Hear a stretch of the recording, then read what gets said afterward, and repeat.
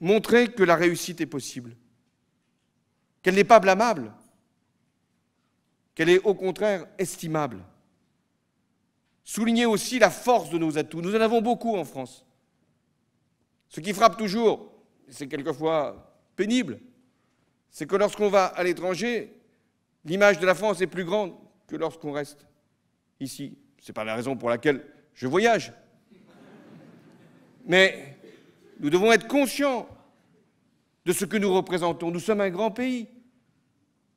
Nous avons des valeurs, des idées, une histoire, une langue, une culture, et puis des entreprises qui sont regardées comme performantes, des innovations sociales, une manière de vivre, ce qu'on appelle un mode de vie, avec une aspiration très grande à la liberté, liberté d'entreprendre, liberté de choisir sa vie.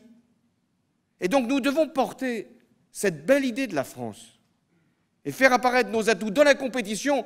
Ce ne sont pas les plus tristes qui gagnent.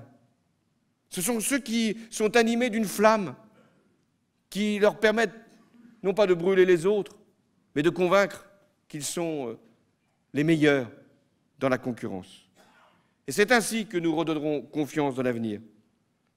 Car la seule cause qui vaille, et je suis moi-même comptable, je dis bien comptable et responsable de ce qui, chaque mois, est annoncé, les chiffres du chômage, la seule cause qui vaille, c'est de lutter contre le chômage et de créer des emplois.